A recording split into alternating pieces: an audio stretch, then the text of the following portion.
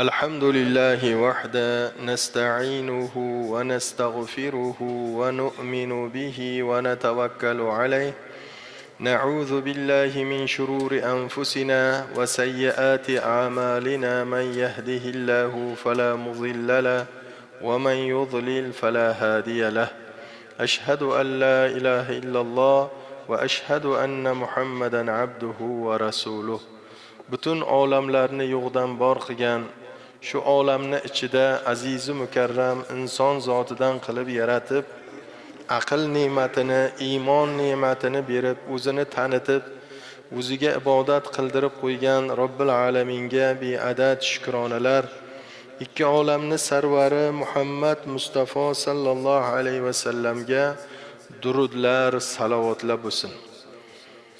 Aziz mu'min musulmon birodarlar, uzoq yaqindan yer yuzining eng pok yeri bo'lgan Robbil alaminning bayti bo'lgan masjidga yaxshi niyatlar bilan juma namozini ado qilib savob olaman, gunohlarimdan forig' bo'laman deb qadam ranjida qilib kelyapmiz. Alloh hammalarimizni niyatlarimizga yarasha savoblardan bahramand bo'lishligimizni, gunohlarimizdan forig' bo'lishligimizda hammamizga nasib qilsin.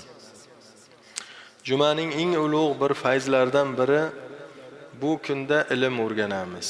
Allohning kalomidan, payg'ambarimiz Muhammad Mustafa sallallohu alayhi va sallamni muborak hadislaridan eshitib, hol va hayotda qilayotgan ba'zi bir kamchiliklarimiz, gunohlarimizni bilgan holatda shu oyat hadislardan ilm olib, undan voz kechamiz. Ba'zida bilmasdan savobli ishlarni qilmay yurgan bo'lsak, eshitamizda amal qilib, o'sha savoblarni inshaalloh nomayi amollarimizga bitilishligiga katta bir zamin yaratamiz. Alloh taolo shuning uchun jumani sayyidil ayyom, kunlarning sayyidi deb belgilab qo'ygan. Payg'ambarimiz alayhisolatu vassalam kimiki juma namozini niyat qilib poyi tahorat bilan Allohning uyiga qarab qadam bossa, bosgan birinchi qadamidan Alloh taolo uni gunohlarini mag'firat qiladi va uni darajatlarini baland qiladi deganlar. Allohim hammalarimizni ana shu ulug' savoblardan bahramand aylagan bo'lsin. Bugun juma namozimizda azizlar, sizlar bilan suhbatlashadigan mavzuyimiz oxiratni birinchi manzili deb nomlanadi. Demak, bu dunyo keyin oxirati bor. Hozir dunyoni birinchi manzili bizlarga Alloh taoloning inoyati bilan onadan tug'ilgan kunimizdan boshlangan.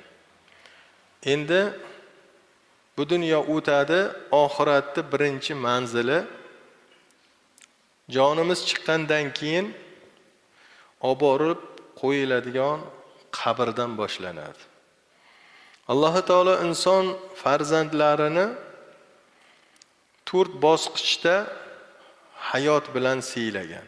4 ta bosqich. Birinchi bosqich bu onaning qorni bo'ladi. Hammamiz u bosqichdan o'tganmiz. Onani qorni kichkinagina joy. Unda havo yo'q, yorug'lik yo'q. Suvni ichida Alloh taolo odam bolasini voyaga yetkazadi. Qarangki, ma'lum miqdordagi bir qoshiqday suvdan ajralib chiqqan inson urug'i onaning tor qornida Allohning mehribonchiligi bilan shakllana boshlaydi. Qabr hayotini inkor qilayotganlarga o'sha birinchi hayot juda ham katta dalil bo'ladi. U yerda inson juda mayda zarracha bo'lib tushgan insonni Alloh taolo shunday tarbiya qiladiki, shunday yaratadiki, qarang, ozuqasi, havo, nafas olishligi, unga hamma kerak bo'ladigan narsani Alloh haq subhanahu va taolo yetkizib turadi.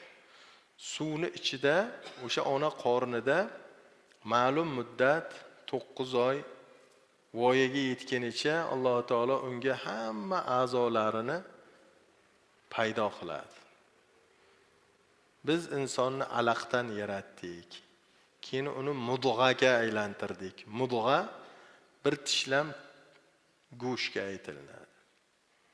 O'sha insonni shunday yaratganligini Alloh taolo Qur'onda shunday keltiradi. Alaqa, muzg'a, birinchi nutfa, nutfadan keyin alaqa, alaqadan keyin mudg'a. Keyin unga biz suyagini kirgizdik deydi. Birinchi nutfa holatda bo'ladi, sperma holatda. Undan keyin alaqa, qotgan qonga aylanadi. Undan keyin Alloh taolo unga it ato qilib, go'shtga keyin suyagini paydo qilar ekan. Qur'onda bu jarayon keltirilgan oyat bilan. Buni keyingi zamon o'sha meditsina rivojlangandan keyin tekshirib ko'rsalar, xuddi Alloh aytganidek inson dunyoga kelayotgan vaqtida shunday yaralar ekan. Unga Alloh taolo ko'z ne'matini rivojlantiradi, qarang. Og'iz, burun, hamma a'zolarini joy-joyiga qo'yadi. Laqad xalaqnal insana fi ahsani taqvim. Alloh taolo Qur'oni Karimda biz insonni chiroyli suratda yaratdik deydi. Eng go'zal narsa inson ekan. Qarang, yaralashimizga qarang, hamma narsamiz joy-joyida-da. Misol uchun shu og'zimiz, burnimizni tagida emas, peshonamizda bo'lsa edi, bir holatda ko'zingizni oldiga keltirib ko'ring. Yoki boshni tepasiga osonroq bo'lardi, ovqatni tashlab yuborish, xumni ochilgan joyi tepasiga bunday tashlab yuboradi degan holatda og'zimiz, boshimiz tepasiga bo'lsa edi, chiroyli bo'larmidi inson? Go'zal bo'lmasdi-da. Hozirgi holatimiz bu sizlarni og'zilaringizda joylashishligi, ko'zlarning ustidagi kipriklar, kiprikning ustidagi qoshni aytmaysizmi, qanday chiroyli.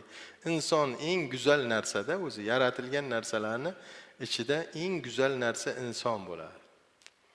O'sha Imom Azam rahmatulloh alayhi davrlarida bir yigit xotinini juda ham yaxshi ko'rgan ekanda.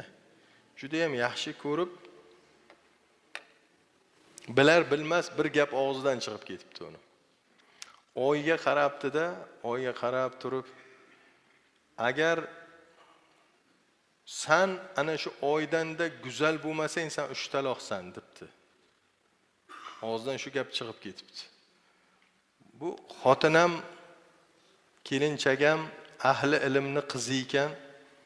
Bu gapni eshitgandan keyin qo'rqib ketib, endi siz bilan birga turmayman, hattoki bu masalani javobini bilmaguncha. Endi siz bilan men yashashim joizmi, yo'qmi? Men oydan chiroylimanmi, yo'qmi?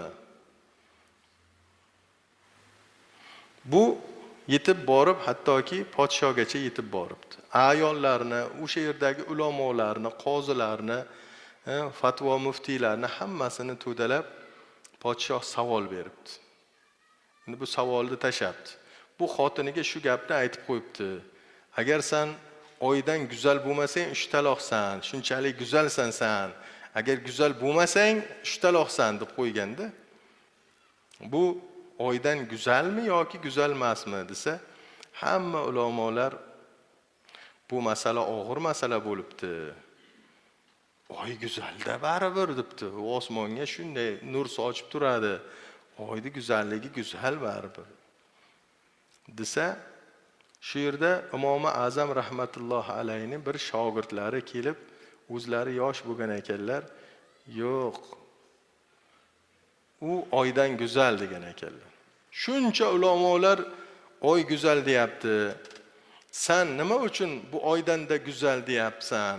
Bunga daliling deganda Qur'onda mana shu oyatni keltirgan ekanlar.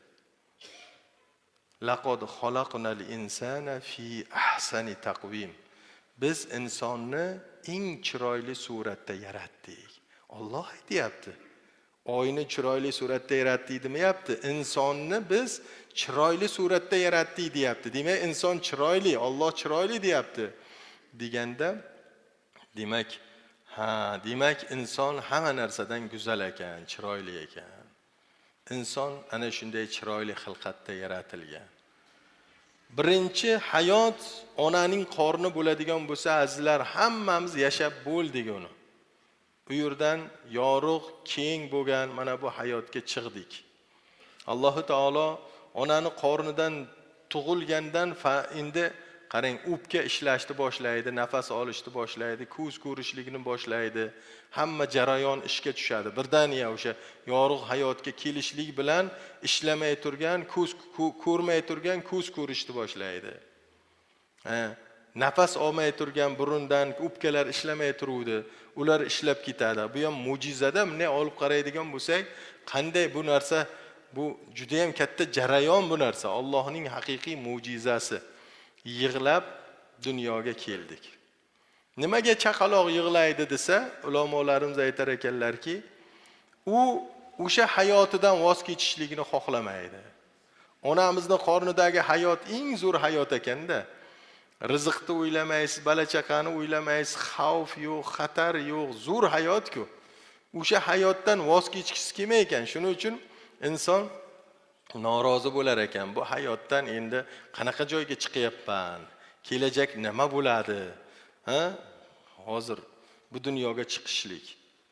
Keyin bu dunyoga tushib olgandan keyin inson bu dunyoni ziynatlari, bu dunyoni maishati, chiroyli narsalari, mol dunyosi, ayollari, boshqa narsalari insonni nima qilar ekan? Chalg'itar ekan. Unga muhabbat qo'yar ekan. Chunki tor joydan keng joyga chiqdikda. Qaysimiz o'lishlikni xohlaymiz hozir? Hech qaysimiz. Bu dunyo shirin baribir. Bola-chaqamiz bor, o'zimizga yarasha hayotimiz bor. Hamma o'limni yomon ko'radi. Lekin xohlaymizmi, xohlamaymizmi, bu ikkinchi hayotimiz bizni asosiy hayotimiz. Keyingi bo'ladigan hayotlarimiz uchun yo torlik, tanglik, yo kenglik, rohat, farog'at uchun mana bu dunyoda qilayotgan amallarimiz biz uchun asqotadi u dunyoga. Ana sinov dunyosiga keldik, yashayapmiz. Alloh sinayapti hammamizda har xil qilib. Bir kun keladi, endi bugungi mavzumizga tegishli bo'lgan oxiratning birinchi manziliga, qabrga kiramiz. Eng qizig'i o'xshash joylari qarang.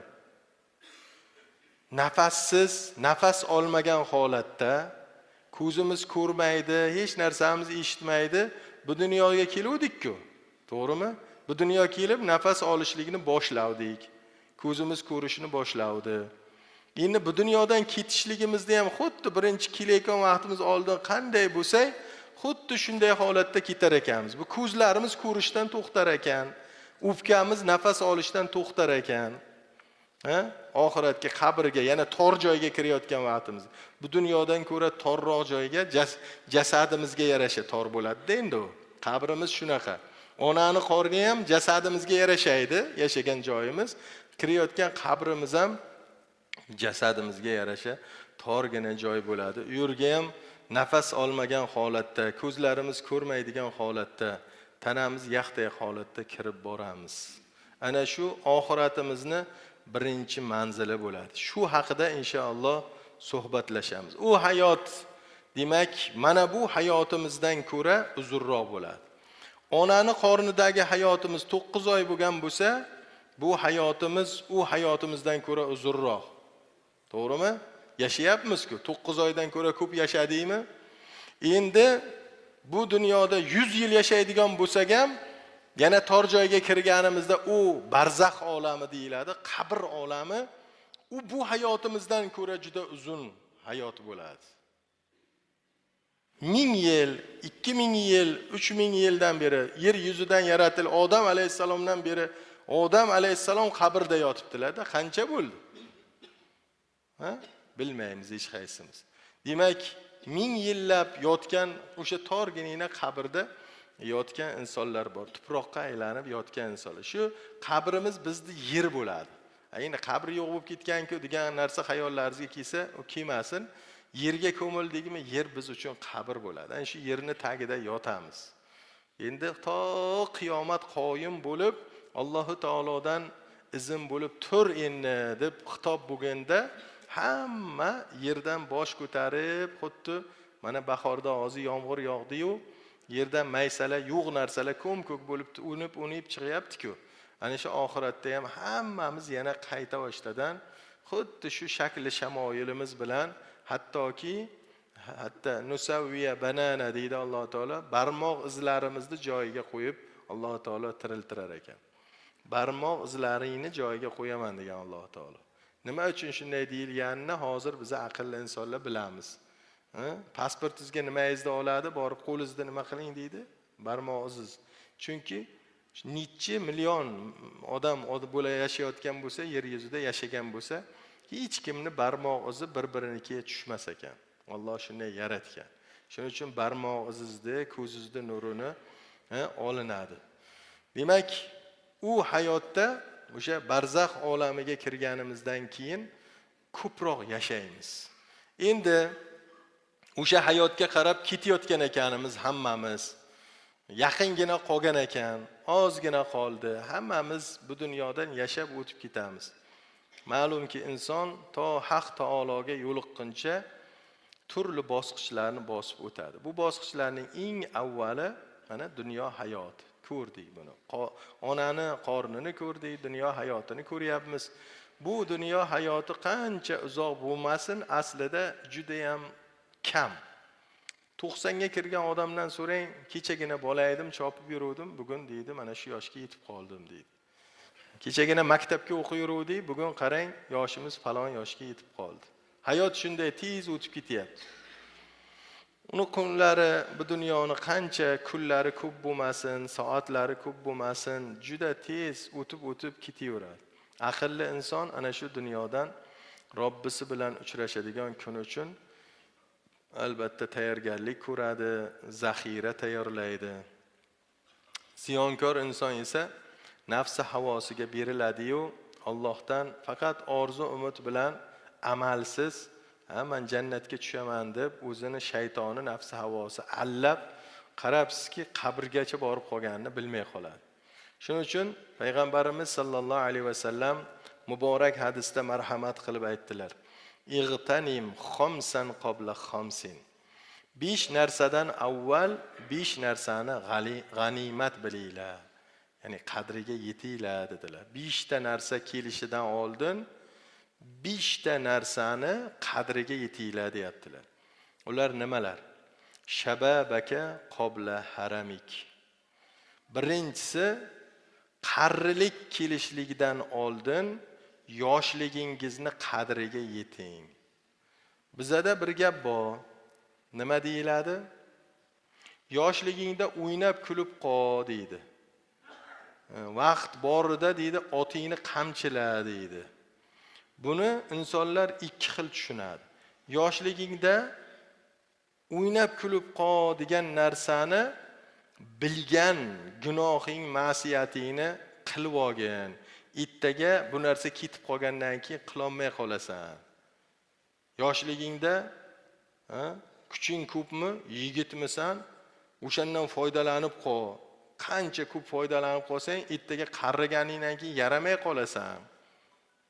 Yoshligingda gunoh ma'siyatni qilib qol degan narsani tushunadi. Shuning uchun ko'plar aroq ichib yotgan odamlar aytadiki, ha yoshlikda bu deydi, yoshlikka yo'ladilar. Ha demak, Xudo insof bersa falon yoshga borsak, biz ham aroqni tashlaymiz, masjidga borib ibodat qilayotgan bo'lamiz, Xudo insof bersa. Namoz o'qimaydi, namoz o'qimay yuribdi. Ha desa, ha hali yosh biza, yoshimiz bir joyga yetsa, Xudo xolasa biz ham masjidga borib namoz o'qiymiz, ibodat qilamiz. Qarang, qanchalik shayton aldab qo'ygan. Endi bu hadisda Rasululloh sollallohu alayhi vasallam shu ma'noni aytganlarmi? Yoshligingni qadriga yetgan, qarrilik kelmasdan burun. Bu narsa asli aytilingani, o'sha yoshlik vaqtingda qarrimasdan burun yoshligingdan ko'proq oxirating uchun foydalanib qolgin. Yoshligingni gunoh, ma'siyatga xarajat qilib qo'ymagin umringni. Yoshlikda bemalol turib namoz o'qishlikka oyog'ing chidaydi, beling chidaydi, bir narsani yodlayman desang, miyang zo'r oladi, ko'zing zo'r, hamma joying zo'r-ku. O'sha narsalarni ibodatga ishlat, savobli ishlarga ishlat. Ertaga bir kun endi qiyomda turaman desang, mana bu oyog'ing turmaykan bo'lib qoladi. Tahorating turmaykan bo'lib qoladi. Ko'p narsalar seni tashab ketib qoladi. Robbingga ibodat qilib, oxiratingni obod qilaman desang, yaramay qolasan. Yoshligingda qadriga yetib ana shu amallarga o'zingni ko'niktirgin. Yoshligingda amal qilsang, qarigancha ko'nikasan. Yoshligingda amal qilsang, qariguncha ko'nikasan. Qariganda amal qilsang, ko'nikkincha ko'milasan. Endi oyog'im qayrilmaydi-da meni. Siydigim turmaydi-da meni. Falon ishni qilolmayman-da meni. Endi ko'milish qolganda endi ko'nikolmaymiz. Endi iloji yo'q endi. Uni qilaman desak ham iloji yo'q. Qarang, o'tmishdagi ota-bobolarimiz juda bizaga mana shu oyatdan, hadisdan olib juda hikmatli so'zlarni aytib ketganlar-da. Yoshligingni qadriga yet deyaptilar, qarimasdan burun. Amalingni qilib qor, oxirat, keyingi hayoting uchun, o'limdan keyin boshlanadigan o'sha qabr hayotingdan boshlab senga asqotadigan amallarni qarilik kelmasdan burun qilib qol deyaptilar. Va sihhataka qabla saqamika. Ikkinchi g'animat biladiganing narsang kasallikdan avval sog'ligingni qadriga yetgan deyaptilar. Kasal bo'lishdan oldin sog' vaqtimizda savob ishlarni ko'p qilib qolaylik. Kasalmassiz, sog'misiz oyog'ingiz yuryaptimi, ko'proq jamoatga chiqib oling, hozir masjidga qarab yurib oling, savobni ishni qilib oling. Chunki bu oyoq hali bir kun ishlamay qoladi bizani hammamizniki.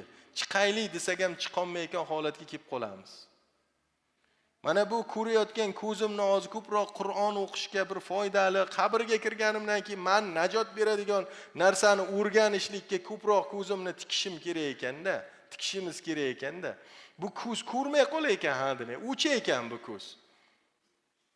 Men bu yoshlikdagi ko'zimiz hozir yo'q, ko'pchiligimizda ochka taqmasak o'qiy olmaymiz. Ochki taqadigan bo'lib qoldik. Mana meni ham ochkim oldimda turibdi. Ba'zi mayda narsalar bo'lsa, bag'i gazlamay qoldi. Ketyapti-da, vaqt o'tishligi bilan ketyapti. Bundan 10 yil oldin ko'radigan narsani endi ko'ra olmay qolyapmiz. Hammamiz ham shu. Hattoki inson borib gapini yo'qotadigan bo'lib qolar ekan. Gapirayotgan gapiz esingizdan chiqib qoladigan bo'lar ekan. Shuning uchun sog'lik bu juda ham katta ne'mat. Sog'lik vaqtingda gunoh ma'siyatlarni dema to'xtaginda yaxshiliklarni ko'proq qilib qol. Quvvatingni yaxshilikka ko'proq berib qol. Ana endi uchinchisi va g'inaaka qabla faqrika. Kambag'al bo'lishligingdan avval boyligingni qadriga yet. Bunga qanday qadriga yetaman? Boy vaqting mazishat qilib yurib qol, zinoni qilib qol, palonni qilib, yo'q, unaqa emas. Boyliging qo'lingga bor vaqtida to'yni qarsillatib, araqlarni to'k, mana bunaqa qilib hamma narsaga soch degani emas bu narsa. Puling bor vaqti uni savobli ishlarga xarajat qilib qo'ygin. Senga Alloh taolo bu mol dunyoni ham vaqtinchalik berdi. Bugun saniki, ertaga u birovning qo'liga o'tadi. Qani bundan 50 yil oldin uni o'tgan millionerlar, pulli isiga uxlolmaydigan, tilloni yiqqan odamlar qani? 50 yil oldingi odamlar qani? Yoki 10 yil oldingi odamlar qani? Biz yoshligimizda bilgan falonchi boyvachcha, eng zo'r mashinani minib yurgan odamlar, ularning o'zi-ku yo'q bo'lib ketdi. Ularning farzandlari bozorda arvocha sudraydigan bo'lib qoldi ba'zilar. Undanda battar holatga tushib qoldi. Demak, mol va dunyo insonga beriladigan, olinadigan narsa ekan. Kecha boy bo'lgan odam bugun ko'rsangiz hamma narsadan mosuvo bo'lib qamoqxonada yotibdi. Xudo olib qo'ydi hamma narsasini. Olib qo'yadi. Uni quvvati Alloh taoloni har bir narsaga qodir zot. Shuning uchun boylik qo'lingga bor vaqti kambag'al bo'lib qolishingdan oldin o'sha boyligingni qadriga yet degani, uni maqsadli, Alloh rozi bo'ladigan, savobli, ertang uchun, qabringga kirganing uchun senga savob keltiradigan narsalarga xarajat qilib qol deganlari bo'ladi. Keyingisi 4-inchisi va farog'aka qobla shug'lika. Band bo'lib qolishligingdan oldin bo'sh vaqtingni qadriga yetgin. Buni ko'p yoshlarimizga aytamiz, lekin o'zimiz ham shu yoshligimizda shunaqa bo'lganmizda, buni tan olishligimiz kerak. Bu g'animat vaqting, hozir vaqting, ilmni o'qib qol, foydalanib qol. Hozir ro'zg'orni o'ylamayapsan, pulni o'ylamayapsan, otang, onang senga hamma narsani yetkazib turibdi, sharoit. Shu vaqtda ilmni olib qol degan vaqtida ko'pchiliklar shu narsa yoqmaydi-da yoshlarimizga. Bu nima bu, dadam bilan ayam faqat o'qi deydi. Mana o'qimaganlar ham qancha bo'lyapti-ku deydi. Yo'q, o'qishlik, ilm olishlik, ilmli bilan hech qachon ilmsiz barobar bo'la olmaydi. Buni bilaylik. Balkida o'qimasdan boy bo'lib ketishligi mumkin, lekin baribir bu ilmli inson bilan barobar bo'la olmaydi. Yoshligida ilm olgan yutuqda bo'ladi. Ana o'sha yoshlikda vaqt bemalol bo'lgan vaqtida vaqtini ilmga sarf qilgan odamlar kelajakda albatta katta yutuqda bo'ladi ular. Endi vaqt o'tgandan keyin ko'pchiligimiz hozir mana shu kunlarimizda aytmayapmizmi? O'sha vaqtda kallam ishlamagan ekan. Otam aytuvdilar menga, onam qancha aytardilar, darsingni qil, o'qigin, o'qimishli bo'lgin, o'qisang foyda qilasan degandilar, o'qimagan ekanim. Yoshligimda otam meni shu Qur'onni agar o'rgatganlarida edi, men ham qori bo'lgan bo'lardim. Orzularimiz bor-ku. O'sha vaqtda shu mahkam ushlab shu meni shunday shu ilmga berganlarda, o'qitganlarida edi, mana unaqa olim bo'lgan bo'lar edim, bo'lsam bo'lar edi. Ko'p zehnli farzandlar bor, o'qisa kallasi oladi, lekin o'qishlikni xohlamaydi. Rasululloh o'g'it beryaptilarki, band bo'lasan ha demay. Pul topishga qiziqma, balam. Pul arqangdan quvalab yuradi. Hozir ilmni olgin, mana dadang tirik, seni qo'llab-quvvatlaydi. Hozir o'qiyman desa, qaysimiz farzandimizga o'qishingni yig'ishtir deymiz. Shunday chiroyli o'qib, kundan kunga ilmli bo'lib ketaversa, yetsa jonim, yetsa molim, yetmasa jonim deymiz-ku, to'g'rimi? Shu o'g'lim o'qiyapti, qizim o'qiyapti deymiz. Harakat qilamiz. Hozir o'g'lini o'qitayotgan, kontragi uchun o'sha uzoq yurtlarda yurib, mehnat qilib, pul topib, o'sha o'g'lini kontragiga pul to'layotgan otalar kam deysizmi? Ana o'shalar yutuqda, o'shalar vaqtini xuddi mana shu hadisga muvofiq hali band bo'lmasligidan oldin bo'sh vaqtini ilmga bag'ishlayapti. Ular yutuvchilar bo'ladi. Bu Rasulullohning hadislariga amal qilishlik bo'ladi. Shu holatda mana shu yerda turgan hamma yoshlarimizga murojaat qilmoqchimiz. Rasulimiz Muhammad alayhisolatu vasallam sizlarga, bizlarga aytayaptilar. Bo'sh vaqting bormi? Uni behudaga sarf qilma. Telefonga, boshqana o'yinlarga turuq bitta o'yin bilan soatlab vaqtini o'tkazadi-da. Shayton shunga kirgizib boradi. O'shani o'rniga bir foydali narsani shuni yodlayman deb qasd qiling qani. 1000 marotaba shuni qaytaraman. Shuni yodlasam ertaga qabrga kirganimga foyda bo'ladi deb harakat qilaylik qani. Chunki bu vaqt topilmaydi ertaga o'tgandan keyin. Ana shu yoshliklaringizdagi vaqt topolmaysizlar. Uylanasizlar, xotin keyin pul topib deydi, ro'zg'or deydi, bolaga kiyim, pampers olib deydi, palon deydi, piston deydi. Keyin o'tirib kitob o'qishlikka, ilm olishlikka vaqt bo'lmay qoladi. Va oxirgisi Rasululloh sollallohu alayhi vasallam 5 ta narsani kelmasidan 5 ta narsani qadriga yet deganlar. Oxirgisi va hayataka qobla mautika.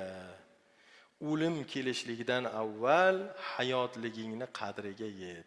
Bir kun hammamiz o'lamiz. Demak, tirikligimizni qadriga yetishimiz kerak. Hozir jonimiz bor ekanmi? Tavba eshiklari ochiq bizlar uchun, hammamiz uchun. Foydalanib qolaylik, azizlar, otalar, akalar. Tavba eshik ochiq turgan vaqtida tavbani ko'paytiraylik, ibodatni ko'paytiraylik, yaxshilikni ko'paytiraylik. Rasulimiz aytayaptilar, hayotliging vaqtida tirikligingni qadriga yetgan. Kim bu dunyoda Allohga itoat qilib yashasa va umri shunday holatda yakun topadi, u yaxshilik bilan yashagan, yaxshilik bilan vafot etgan bo'ladi. Nimaga odatlanib yashasak, tilimizda nima ko'p zikr bo'ladigan bo'lsa, miyamizda nimani ko'p o'ylab yuradigan bo'lsak, xotimamiz ana shu narsa bilan tugaydi. Shuning uchun ahli shariat, tariqat ulamolari ko'proq Allohning zikri bilan qalbni mashg'ul qilish kerak deydi. Tilingizdan subhanalloh, alhamdulillah gapi ko'proq chiqsin so'zi. Allohga hamd aytishlik chiqsin. Kalimani ko'proq qaytaring, tahlil qiling. Chunki inson nimaga odatlansa, o'sha narsa og'zida eng oxirgi vaqtda miya o'chsa ham til bir narsani gapirar ekan. Miyangiz o'chadi, fikrlash to'xtaydi, lekin til gapirayotadi. Inson o'sha nima gapirayotganligini bilmaydi. U odat qilgan narsasi tilga joriy bo'laveradi. Kimdir so'kinishni odat qilgan bo'lsa, ko'rganmiz, har bir gapida svyaska slov deydi-ku, so'z bog'lagich qilib, shunaqa odamlar bor, og'zidan bitta so'kinish gapirib, ikkinchi so'zini bog'lamasa bo'lmaydi. O'rischa so'kinish bilan bog'laydi, boshqa qiladi. Kimlardir gapirayotgan vaqt subhanalloh, alhamdulillah. Sonlarni yaxshimi? Chotki demaydi-da, nima deydi? Alhamdulillah, yaxshi deydi. Misol aytayapman deydi. Har bir gapida Allohning zikri bilan gapiradigan inson oxiri miya o'chgandan keyin ham o'sha narsa tiliga keladi. So'kinib jon berganlarni ko'rganmiz. Chunki u tiliga o'sha narsani qaytaravergan, qalb o'sha bilan to'lib qolganda. Allohning zikri bilan to'lib qolsa, alhamdulillah, la ilaha illalloh deb jon berganlarni ko'rganmiz. Shuning uchun aytilyaptiki, inson hayotida nima bilan yashasa, o'sha bilan ketadi. Bir xilla aytadi-da, o'layotgan vaqtimga kalima-i shahodatni aytib olaman, jannatda bo'lib ketaman. Chunki Rasululloh aytganlar, man kana akhiru kalamuhu la ilaha illalloh fadakhalal janna. Kimning oxirgi kalomi, so'zi la ilaha illalloh bo'lsa, u jannatga kiradi deb Rasululloh bashorat berganlar. Endi shu gapni eshitib olgan ba'zi insonlar bor, bo'ldi, o'layotgan vaqtimizga la ilaha illalloh desak bo'ldi, jannatga kirar ekanmiz. Yo'q, birodar, tiliz kalimaga kelmay qoladi u vaqtda. Hayotingizni qanday o'tkazgan bo'lsangiz, o'sha holatga tushasiz o'layotgan vaqtingizda. Shuning uchun tiriklik vaqtida, sog'lik vaqtida albatta inson odat qilishligi kerak ekan. Birinchi hayotimiz boradigan bu o'lim tugagandan keyin qabr hayoti bo'ladi. Al-qabru awwalu manazilil oxirah. Fa in yanju minhu fama ba'dahu aysaru minhu va in lam yanju minhu fama ba'dahu ashadda minhu. Rasululloh hadislarda aytayaptilar, qarang. Qabr dedilar. Oxirat manzillarining birinchi manzili bo'ladi. O'ldikmi, qabrga kiramiz. Kim unda najot topsa, undan keyingi ishlar oson bo'ladi. Qabringizda najot topdingizmi, kirganingizdan o'zi qabrdagi holatdan bilar ekansiz. Ag'iz nima bo'ladi-yu, bag'iz nima bo'ladi. O'sha qabrda bilinar ekan. Nomai amol berilishligi, o'sha qabr so'roq savollari bo'lishligi sizni o'zi ishingizni hal qilib qo'yar ekan. Rasululloh aytayaptilar, qabr oxiratning manzillaridan birinchisi manzil. Kim unda najot topsa, undan keyingi ishlar oson bo'ladi. Agar undan najot topmasa, undan keyingi ishlar unga yanada og'ir bo'ladi. Og'ir bo'lib ketaverar ekan. Bu dunyoda qiynalib yashayapsiz. O'lishni xohlaysiz-ku, dard chokdingiz, 1 oy, 2 oy, 3 oy o'limizga rozi bo'lib, o'lib qutulaman deb qabrga kirgandan keyin o'sha qiynalib yotgan hayotni orzu qilar ekan inson. O'sha hayotim yaxshi ekan, agarki ag'i yomon bo'lsa. Ag'ini ko'rdi, hisob yomon ketyapti. Qaniydi o'sha yotgan hayotimga qaytsaydim, qiynalib ulolmay yotgan, o'lsam mayli degan hayotimga qaytsaydim deykan. Lekin qaytishligini iloji yo'q. Qabr hayotida qiynalib chiqib, oxiratga borgandan keyin aytar ekanki, qaniydi qabr hayotimga qaytsaydim, mayli edi o'sha qiyinchilik bo'lsa ham, undan ham og'iriga yo'liqqandan keyin shunaqa hayot bo'lar ekan. Xudo ko'rsatmasin. Agar yaxshilik bo'lsa-chi, yaxshilik qari ketaverar ekan. Inson o'lgandan keyin qabrida ham yangi uylangan kuyovdek yotadi dedilar Rasululloh sollallohu alayhi vasallam. Yangi uylangan vaqtingizda eslang, qanaqa uyqu bo'ladi. Ana shunday uyquda uni jononasi uyg'otadi deganlar. Qiyomat kunida, ya'ni farishtalar uni erkalatib uyg'otar ekan. Turing endi, vaqt bo'ldi endi. Qiyomat qoyim bo'ldi deb. Alloh hammamizga ana shunday rohatli qabrlarni hayotini nasib qilsin azizlar. Ko'pchiligimiz qabrlarni ko'ramiz, olib boramiz, janozalarni ko'mishga ishtirok etamiz. Ammo ularning ichida nima bo'layotganligini, qanaqa qiyinchilik bo'layotganligini biza xabarimiz bo'lmaydi, bilmaymiz. U yerda gunohkorlar uchun azob, solihlar uchun ne'mat va rohat bor. Hazrati Usmon radhiyallohu anhu qabrning yonidan o'tsalar yig'lar ekanlar, hattoki soqqollaridan tomar ekan, yig'lagan ko'z yoshlari oqib soqqollaridan tomar ekan. Shunda so'rar ekanlar: "Ey Hazrati Usmon, sizga qiyomat dahshati haqida gapirilsa, do'zax haqida gapirilsa unchalik yig'lamaysiz, shu qabrni ko'rsangiz, qabr haqida gapirilsa yig'laysiz" deganlarida Hazrati Usmon roziyallohu anhu aytgan ekanlarki: "Vallohi ma ra'aytu manzaran qattun illa wal qabru afda'u minhu." Allohga qasamki, qabrdan dahshatliroq biron manzilni ko'rmadim.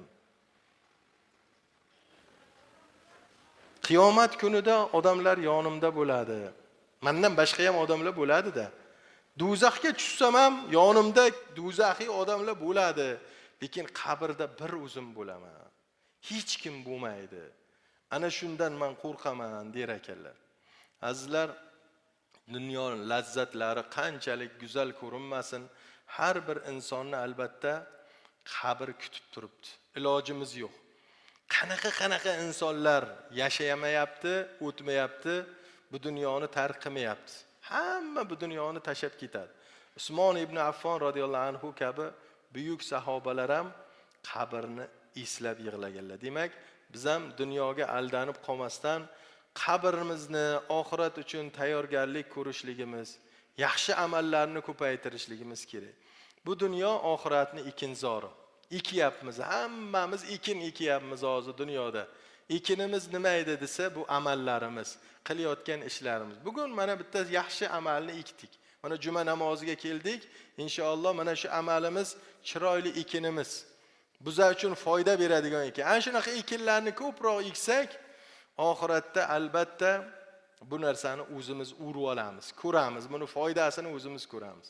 Bu dunyodagi hamma ne'matlar vaqtinchalik, omonat. Omonatligini sezib turibmiz. Yoshligimiz omonat ekan, mana o'tdi. Hamma narsa o'tyapti. Endi bir kun hamma narsani orzu qilganmiz, o'shani bir ichiga kirib ko'rganmiz. Ko'pchiliklar maktabga bormagan vaqtida maktabga borsam, partaga o'tiraman, bar maktabni tasavvur qilasiz-ku, televizordan ko'rgansiz, boshqa qilgansiz. O'sha holatni boshingizdan o'tkizdingizmi? Keyin to'y qilishlikda, uylanishlikda orzu qiluvdi, eslaylar. Uylansam, chimilliqqa kiraman, palon, pistovona, ko'p narsalar ko'rdingizmi? O'tib ketdi hammasi. Mashina olsam, minib yuraman, ko'pchiligimiz minib yurdiz, o'tib ketdi. Uy qursam, mazza qilib yashayman, uy qurdik, o'tib ketdi. Endi o'ylaylikki, mana jonim chiqdi. Mana xabar ketdi, falonchi aka dunyodan o'tdi. Havlimiz ko'zimizning oldiga kelsin. Qaysi uyga yotqizib qo'yadilar, bilasizlarmi? O'sha chiqadigan darvozaxonaga yaqinroq, ko'p odam kirmaydigan, kelinlar qo'rqadi, bu yuvilgan uyga kirishga deb ko'pincha irim qilib, sizni zo'r uyga yuvmaydilar-da, bundayroq tashlandiqroq joyga yotqizib jon berganimizdan, boshimizdan tasavvur qilaylik. oq ro'molchani o'tkazib, ikkita bashmallog'imizni bir-biriga tekislab, odamlar bo'ladi, darrov keladi, kattalar joylashtirib, mamne yotqiz, mamne ustimizga plastinachani yopib qo'yib, darrov gurkavga chop. Bu domlaga xabar qil, falonchiga ayt. Falonchi qarindoshlar qolmasin, telefon qilinglar, tez-tezlatib borib murdoshingni olib kel, yog'ishni olib kel, tayyorlaydilar. Nechiga belgilaymiz? Ha, endi bir ikkita jon kuyarlaringiz, o'g'illaringiz yig'lasa, bo'ldi, endi yig'ini qo'y, bo'lgan ish bo'ldi, endi bag'ini tezlatish kerak, jo'ra gurkavga bor, boshqa borib bozorga chov borib, kafalliklarni sotib olib kelsan, darrov tashvishga tushadilar. Hozir tirik biza, o'lib beraylik-da, aniq. Darrov qavm qarindoshlar keladi-yu, taqara tuqur yuvg'ich kirib, yuvib, eshingizni tagiga stullar keladi, tavutcha keladi, uyingizdan sandiqdan darrov xotin xalajlar nima bo'lsa tuncha chiqarib beradi, materialcha chiqarib beradi, tavutchamiz tayyor bo'ladi. Qarabsizki, soat 2 bo'lsa 2, 3 bo'lsa 3, vaqt bo'lgandan 1 sekundda mana qilmaylar. Vaqt bo'ldi. Supi bo'chi olib keladi, omilonlar. Vaqt bo'ldi, olib kiring. Ketdi shu bilan taqara tuqur, yelkaga oldilarmi, mingga qo'yib ketadilar. Qabrga olib borib qo'yib qo'yadilar. Shu hayot, shuni tasavvur qilaylik, olib borib qo'yildi. Kiyovligimizni tasavvur qildik, ko'rdik-ku, kirdik endi. Yopdilar qabrning og'zini. Ustimizdan gupillatib tuproqda tortdilar. Bir o'zginamiz qoldi endi. Hech narsa, hamma narsa bir faslga chil-parchin bo'ldi, qoldi ketdi. Quriyotgan imoratam, uylantirmoqchi bo'lgan o'g'lim, chiqarmoqchi bo'lgan qizim, hamma narsa qoladi, ketadi. Rasululloh sallallohu alayhi vasallam muborak hadislarda al-abdu iza wada'a fi qabrihi tawalla wa dhahaba ashabuhu hatta innahu la yasma'u qara'an alayhim atahu malakani fa'aq'adahu fayaqulani lahu ma kunta taqulu fi hadha ar-rajuli Muhammadin sallallohu alayhi vasallam. Banda qabrga qo'yilib dedilar. Uning yaqinlari qaytib ketgach, hatto ularning poyafzallarini topshinlari eshitilmay qolgandan keyin ikki farishta keladida, uni oldiga o'tkazadilar. O'likni o'tkazar ekanlar. Keyin unga bir suratni ko'rsatarlar ekan. Mana bu haqida nima deysan? Taniysanmi bu insonni deb. Agar siz rasulingizni shu dunyoda tanib, u kishini sunnatlarini qilib, u kishiga muhabbat, salovatlar aytib yurgan bo'lsangiz, darhol aytar ekansizki, mo'min kishi, men guvohlik beraman, ashhadu an la ilaha illalloh va ashhadu anna Muhammadan abduhu va rasuluh. Guvohlik beraman, Allohdan boshqa iloh yo'q. Bu kishi Muhammad alayhissalom Allohning va rasuli, payg'ambari bo'ladilar deb guvohlik berar ekan. Rasululloh aytdilar, shunda unga do'zaxdagi joyingga qara deyiladi. Guvohlik bergan payg'ambarimizni tanigan insonga aytilar ekanki, do'zaxdagi joyingga qara deylar ekan. Unga do'zaxdagi joyi ko'rinadi. Alloh uni senga jannatdagi joy bilan almashtirdi. Nima uchun bunday qilinadi desa, u banda his qilishligi uchun. Agar shu dunyoda, aldamchi dunyoda aldanib o'tkazib qo'ysayding san, payg'ambaringni tanimasdan, Allohni tanimasdan o'tkazganingda edi, joying ana bunaqa joy bo'lgan bo'lar edi. San solih banda bo'lganliging uchun Robbing ana shu joyni o'rniga mana bu joyni berdi senga deb jannatdagi joyini ko'rsatilar ekan. Bu qanaqa rohat bo'ladi? Tasavvur qiling. Do'zaxdagi joyini ko'rib turib, bir azobni ko'rib turib, rohatni ko'rishlik qanday mazza bo'ladi? Undan qutulib qolganiga shukrona qilib, banda shunaqa baxtli bo'lar ekan. Payg'ambarimiz sallallohu alayhi vasallam aytgan ekanlarki, ikkinchisini ham ikkisini ham ko'radi. Ya'ni o'sha do'zaxdagi joyini ham, jannatdagi joyini ham his qilishlik uchun. Kofir yoki munofiq esa dedilar, qabrga qo'yilgandan keyin, odamlarning qadam tavushi eshitilmay qolgandan keyin unga ham Rasulullohning muborak suratlari ko'rinadi. Mana bu kim, bilasanmi deyiladi. U aytadi, kofir yoki munofiq, bilmayman. Odamlar nima desa shuni aytardim. Nimadir deyilar edi, kimidir dedilar bu kishi. Men bilar edim der ekan u, lekin tanimas ekan. Shunda unga aytalar ekanlarki, bilmading ham, o'rganmading ham. Bilishlikni xohlamading ham sen. Odamlar ibodat qilib yurgan vaqti masxara qilding. Masjidga chiqadigan mana mullalar, mana eshonlar bular 5 mahal ana tahorat qiladi, bular boyan keladi deb sen masxara qilgan eding, ha? Bilishlikni xohlamaganding. Nafsingga berilib aroq ichgan eding, nasha chokkan eding, kayf qilib yurgan eding. Namozga yur degan vaqti, hali vaqti bor degan eding. Bilishlikni xohlamading, o'rganishlikni xohlamading. Men qilolmayman degan narsani bo'yningga ilib olgan eding. Men qilolmayman deydi-ku, qila olasan. Keyin men bunga o'rgan, sen uchun kerak bo'ladi desangiz, yo'q deydi-ku. Hamsoyamni anavsi chukotkaga ketib dunyo uchunda yaxshi pul topibdi desa, bor yo'g'ini molini va boshqasini sotyapti-da, ketyapti-da o'sha yoqqa dunyo topishlik uchun inson.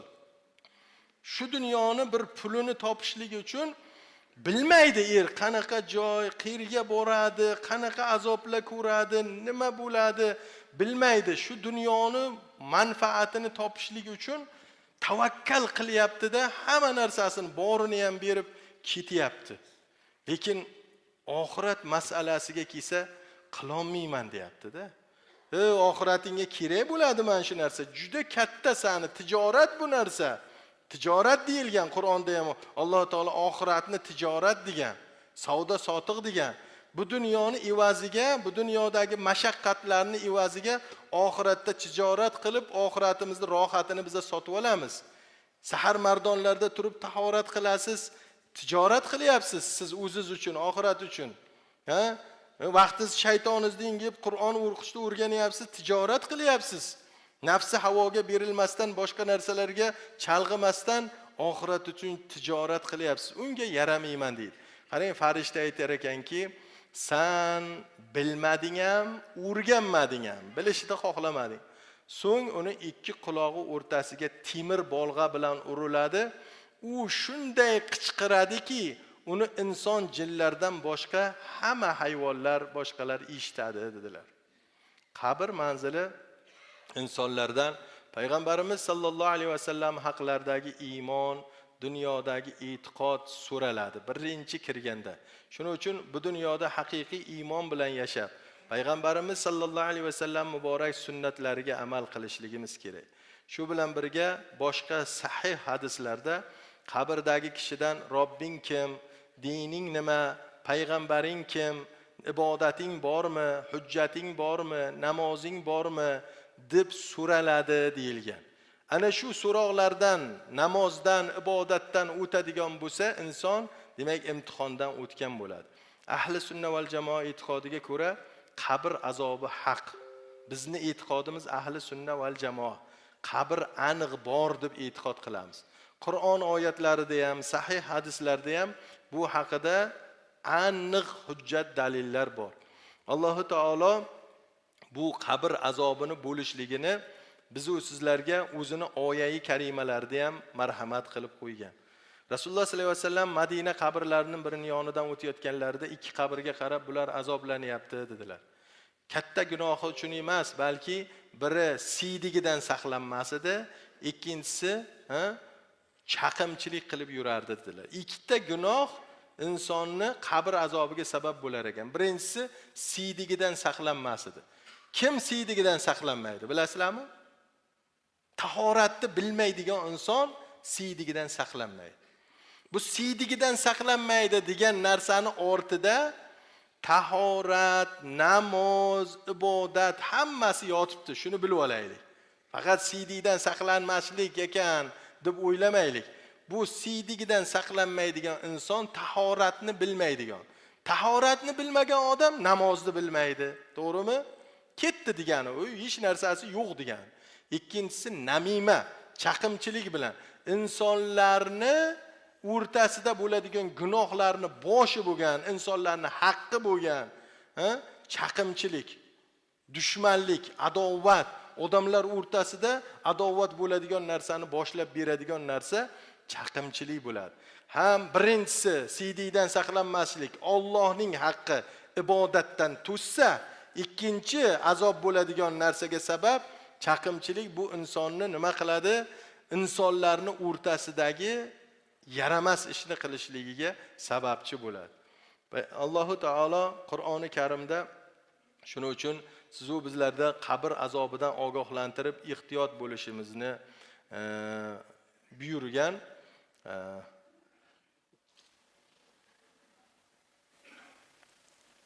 Suratun tabaraka hiyal mana'iatu min azabil qabr.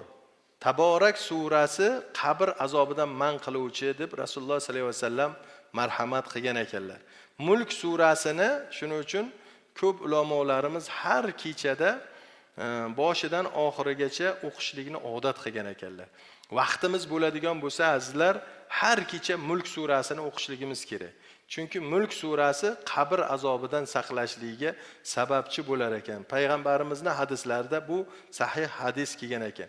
Kim qabristonlar yonidan o'tib, o'zi uchun ibrat olmasa va qabr ahliga duo qilmasa, u o'z nafsiga ham, ularga ham xiyonat qilgan bo'ladi deb Ihyoyi Ulumuddin kitobida keltirilgan ekan. Qabristondan o'tayotgan vaqtimizda qabr ahllarining haqlariga duo qilaylik. Rasululloh sollallohu alayhi vasallam zurul qubura fa innaha tuzakkirul axirah. Qabrlarni ziyorat qilinglar, chunki u sizlarni oxiratni eslatadi. Borsak, qancha man degan odamlarni jimgina yotganligini ko'ramizda ibrat olamiz. Boylarni ko'ramiz. Kasallik qiynayotgan bo'lsa, boramizda qancha kasal bo'lgan, o'shanga sabr qilgan insonlar hammasi yotganligini. Bugun o'z joniga qasd qilishlar ko'payib ketyapti. Arzimagan dunyo narsalari uchun yoki bir dardni qattiqligidan joniga qasd qilishlar bo'lyapti. Bu jonimiz omonat. Qachon Alloh olsa, o'sha vaqtda chiqishligi kerak. Unga erta xiyonat qilmasligimiz kerak. Payg'ambarimiz sallallohu alayhi vasallam muborak hadislarda qay biringiz oxirgi tashahhudni tugatsa, 4 narsadan, jahannam azobidan, qabr azobidan, hayot va mamot fitnasidan ham, yana keyin Masih Dajjolning yomonligidan Allohdan panoh tilasin dedilar. Namozda at-tahiyyotni o'qib, salovatlarni o'qib bo'lganimizdan keyin albatta ana shu duoni qilib Alloh taolodan qabr azobidan, keyin qabrdan keyin bo'ladigan hisob kitob, Masih Dajjolning fitnalaridan panoh tilaydigan bo'lsak, sunnatga amal qilgan bo'lar ekanmiz. Duo qilamiz Robbil alamin, eshitganlarimizga amal qilmoqligimizda hammamizga nasib qilgin. Rasululloh sollallohu alayhi vasallam albatta bu ummat qabrlarida sinovdan o'tkaziladi. Agar sizlar birortangiz dafn qilinmay qo'yishingizdan qo'rqmaganimda edi, men Allohdan qabr azobidan, men eshitayotgan narsani sizlarga ham eshittirishni so'ragan bo'lardim degan ekanlar. Rasululloh qabr azobini eshitgan ekanlar. U kishi agar bizlar eshitsak chidolmay o'lib qolishligimizni, vahimaga tushib bu dunyodan voz kechib yorishligimizni, jonimiz chiqib ketishligini bilgan ekanlar. Rasululloh sallallohu alayhi vasallam shuning uchun biz ummatlarga xabar berdilar. Borayotgan qabrlarimiz uchun tadorik ko'raylik, solih amallarni qilaylik, yomonliklardan voz kechaylik, yaxshiliklarni qilaylik. Parvardigori olamga yo'liqayotgan vaqtimizda yuzlari yorug', gunohlari mag'fur, gunohlari kechirilgan bandalarning safida qabr azobini ko'rmay, oxiratda hisobimiz yengil bo'ladigan bandalarning safida bo'lishligimizda Robbim hammamizga nasib qilgin bi rahmatika ya rahman.